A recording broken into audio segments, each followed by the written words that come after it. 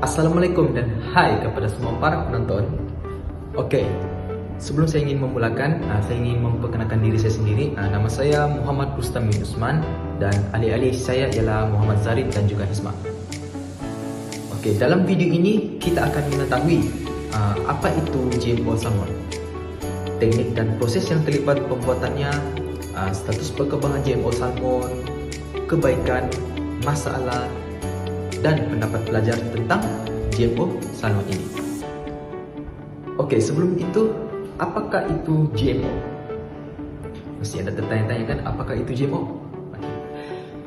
GMO adalah makanan yang diubah sesuai secara genetik atau juga dipanggil sebagai genetically modified organism. Senang kita untuk memahami, GMO ini adalah satu proses untuk kita upgrade ataupun menambah baik lagi sesuatu makanan. Bukan setakat makanan saja kita boleh buat, kepada haiwan pun kita boleh buat. GMO yang dipilih ialah GMO salmon atau dikenali sebagai aqua advantage.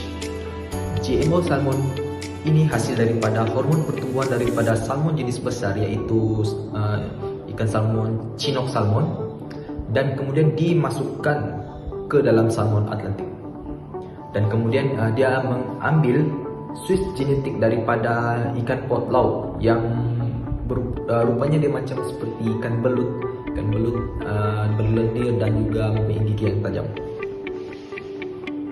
Oke, seterusnya kita akan ke pas seterusnya, yaitu teknik dan proses yang terlibat. Let's go.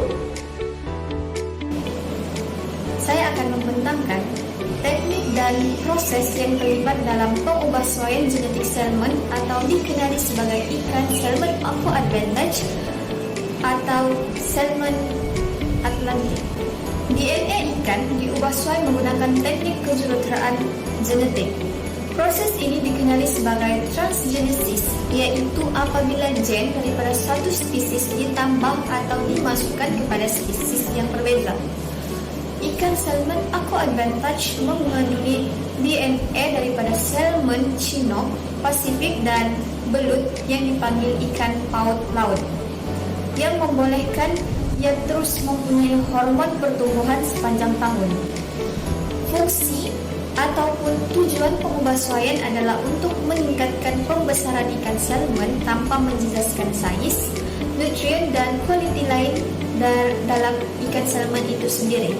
Seterusnya, memperkenalkan sifat baru kepada ikan yang tidak berlaku secara semula jadi dalam spesies.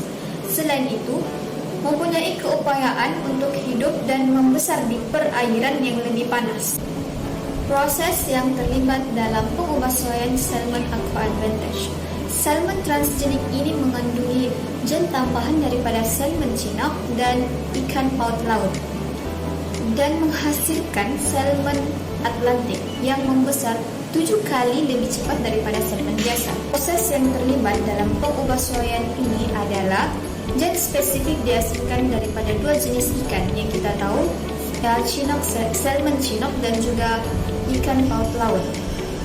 Kemudian gen dimasukkan ke dalam plasmid yang kemudiannya direplikasi di dalam bakteria. Selepas itu, berbilion salinan telah dihasilkan. Gen hormon pertumbuhan dipisahkan daripada bakteria dan menghasilkan sedikit DNA linear. DNA yang telah dihasilkan dicampur dengan telur ikan yang telah disenyawakan dan diserap. Kemasukan gen pada peringkat perkembangan ini untuk memastikan gen tersebut akan ada di seluruh badan ikan. Selepas telur menetas, beberapa anak ikan akan dipertingkatkan secara genetik dan ada yang tidak. Ikan dengan gen hormon pertumbuhan digunakan untuk mencipta stok pembiakan salmon untuk membesar lebih cepat. Selia daripada gen paut AFP laut dan domain pengempadan daripada salmon Chinook GH1CDNA. Gen protein anti beku daripada ikan paut laut diambil sebagai promoter, gen hormon pembesaran diambil daripada salmon chinook. Gen daripada ikan paut laut dan salmon chinook akan disenyawakan di telur salmon Atlantik menggunakan suntikan mikro.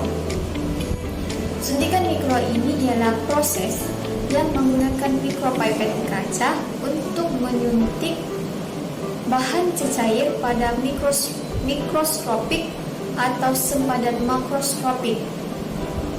Sasaran biasanya adalah sel hidup, tetapi boleh jadi juga suntikan mikro di ruang antara sel. Seterusnya, telur yang telah disuntik dengan gen tadi akan menghasilkan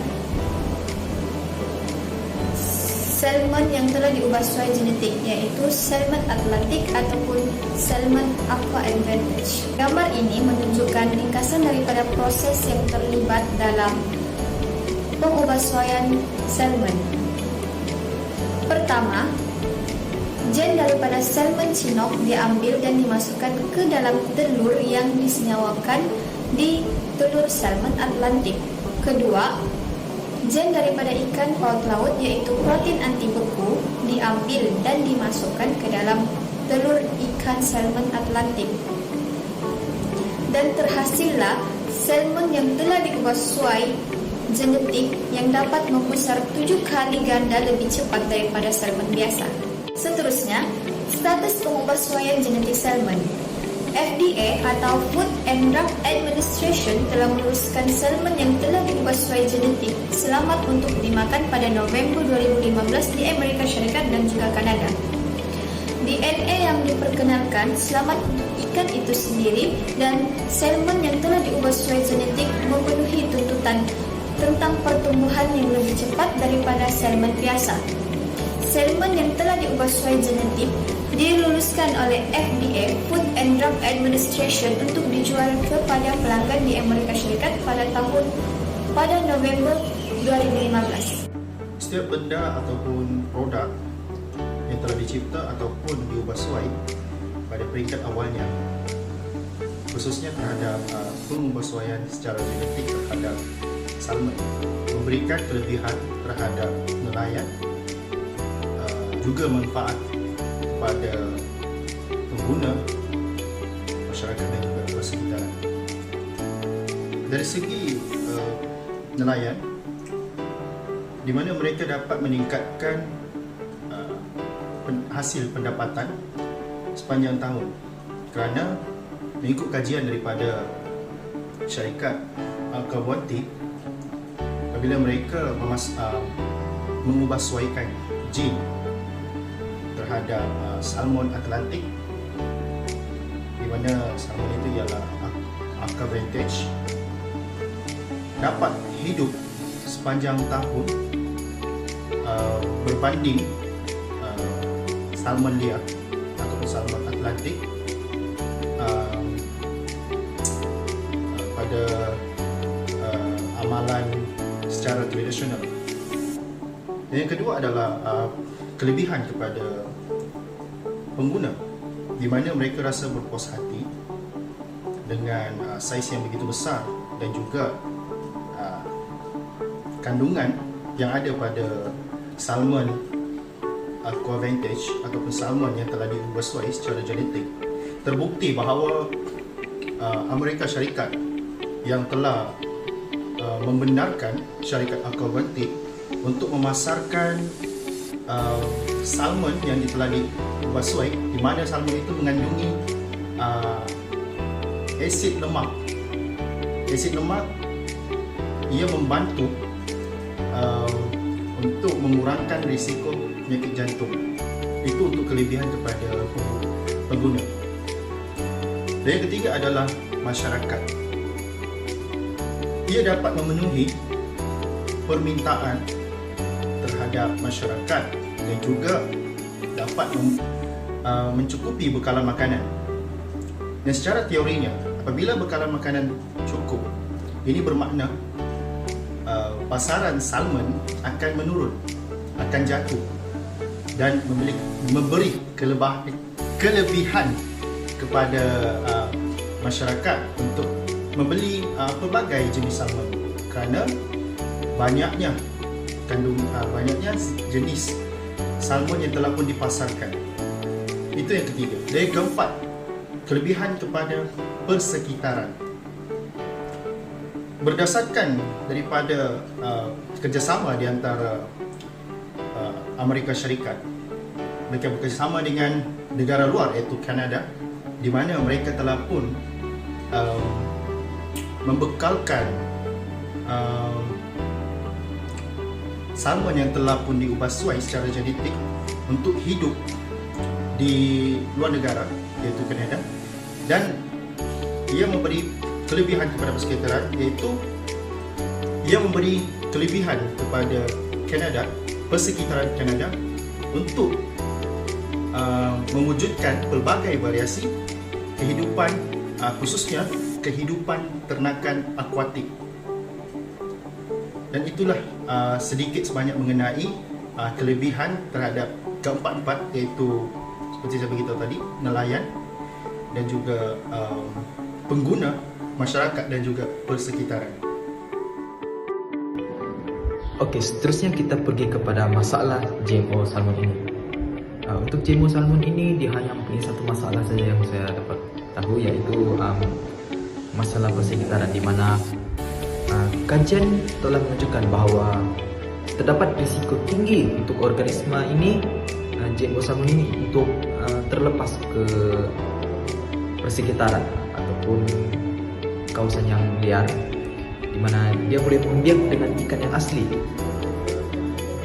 Apa yang dipanggil ini akan dipanggil sebagai pencemaran transgenik, di mana tanaman pencemaran genetik melakukan pendemuan silang atau mewujudkan diri mereka di ladang berdekatan atau liar telah menjadi perkara biasa bagi untuk GMO salmon ini. Jadi apabila salmon GMO ini melarikan diri atau secara tidak sengaja dilepaskan ke alam sekitar, spesies baru ini akan mengancam populasi liar ataupun populasi asli, salmon yang asli, dengan mengawan spesies salmon yang terancam. So dia boleh mengakibatkan kepupusan ikan salmon yang asli. Mengatasi mereka untuk sumber dan habitat yang terhad. Ini bermaksud mereka akan saling berebut sumber makanan dan juga sumber ruang, dan juga boleh menyebabkan munculnya penyakit baru. Itu saja daripada saya. Seterusnya kita akan mendengarkan pendapat daripada para pelajar. Let's go. Berikut pendapat yang telah saya perolehi daripada kalangan pelajar, iaitu tahun 1 dan juga tahun 4. Mereka masing-masing mempunyai pendapat tersendiri, di mana pelajar tahun 4 mereka bersetuju untuk mengubahsuaikan salmon Atlantik menjadi salmon yang telah terubah suai secara genetik, iaitu Aquavantage. Dan yang kedua, pendapat daripada kedua, iaitu tahun 1, mereka berpendapat bahawa salmon yang telah diubah suai secara genetiknya, mereka tidak bersetuju kerana dia juga menjejaskan pembiakan salmon tersebut.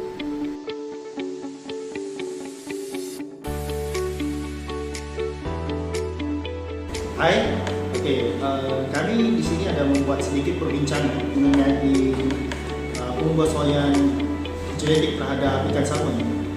Jadi kami diminta untuk mencari pendapat daripada kalangan pelajar, iaitu tahun 1 dan juga tahun 4. Jadi sebelum itu saya ingin mengetahui nama dan juga tahun berapa. Nama saya Kelly Lindin.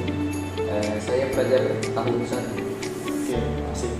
Okey, saya panggil Encik Kelly kan? Kan? So, adakah kamu tahu tentang perkembangan pengubahsuaian ikan salmon? Ya, tahu. Tahu, okey. Adakah kamu setuju tentang pengubahsuaian ikan salmon? Secara bagi pendapat saya, rasanya saya tidak setuju mengenai hal ini kerana apabila kita mengubah genetik untuk ikan salmon, dia boleh menyebabkan pembiakan untuk ikan tersebut akan terganggu, yang mana akan menyebabkan ataupun akan menghalang kepada pembiakan yang untuk generasi yang akan datang. Okey, terima kasih.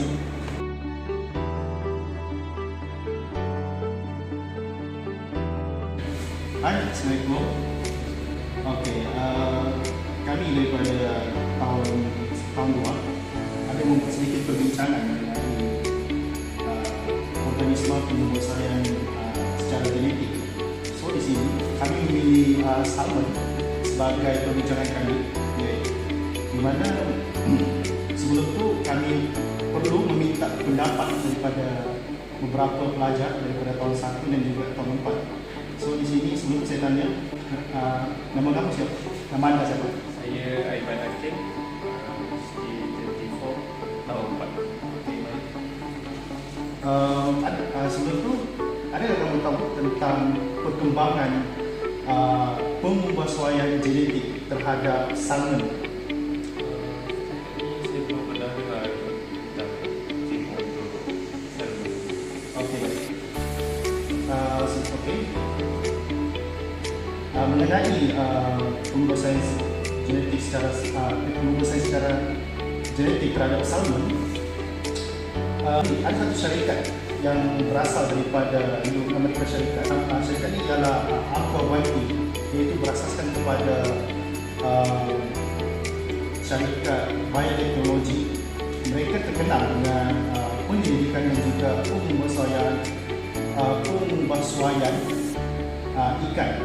Salah satunya adalah salmon. So, mereka telah mengambil satu ikan salmon jenis ikan iaitu Atlantik. Mereka telah mengubah genetik ikan salmon daripada peringkat telur, iaitu mereka menggunakan teknik mikrosuntikan, di mana mikrosuntikan ini mengandungi gene, iaitu gene Chinook salmon, salah satu jenis salmon yang terbesar berbanding kepada salmon Atlantik, dan juga dia diselitkan juga dengan gene anti protein beku, ocean cod. Ocean cod adalah sejenis ikan belut, di mana dia mempunyai anti beku terhadap darahnya, dan dia dapat berupaya untuk hidup di dalam lautan yang beku. Itu untuk ikan ocean cod lah, jenis ikan belut. So di sini tujuan mereka untuk membuat pembuasuan salmon Atlantik ini adalah untuk meningkatkan saiz pertumbuhan ikan salmon itu, dan juga ia dapat meningkatkan pertumbuhan berbanding dengan amalan pembiakan secara tradisional terhadap ikan salmon yang liar. So daripada sini, adakah kamu bersetuju terhadap pembuasuan salmon Atlantik? Saya rasa ini sesuatu yang bagus lah, dan saya setuju apa yang Pak tahu tentang membaikkan dia. Kalau menurut saya setuju. Mencipta satu spesies yang baru lah, di mana spesies ini iaitu Aquawati, bukannya spesies tapi dia adalah produk daripada salmon Atlantik. Okey, dan saya rasa itu sahaja daripada saya. Terima kasih. Kesimpulannya, kami tidak bersetuju dengan pengubahsuaian genetik salmon walaupun ia telah diluluskan oleh FDA, iaitu Food and Drug Administration. Walaupun terdapat manfaat yang boleh diperoleh kesan daripada pengubahsuaian genetik salmon ini, tetapi ia dapat memberi kesan pada jangka masa panjang nanti. Pada pendapat kami, pengubahsuaian genetik salmon adalah agak terhad kerana ia tidak boleh membiak dengan salmon yang telah diubahsuai lain, dan ia perlu dibesarkan di sebuah kawasan yang telah disediakan dan tidak boleh bercampur dengan salmon biasa kerana ia akan membahayakan salmon biasa. Selain itu, aktivitis keselamatan makanan dan nelayan berkata, salmon yang telah diubah sesuai genetik tidak dilabelkan dengan betul ataupun tidak dilabelkan langsung ketika dijual di pasaran. Oleh itu, pengguna tidak dapat membezakan salmon yang telah diubah sesuai genetik ataupun biasa kerana rupa bentuk yang agak serupa. Ia akan memberi masalah kepada pengguna yang hanya ingin memakan produk yang tidak mempunyai pengubahsesuaian genetik. Itu sahaja daripada kumpulan kami. Terima kasih.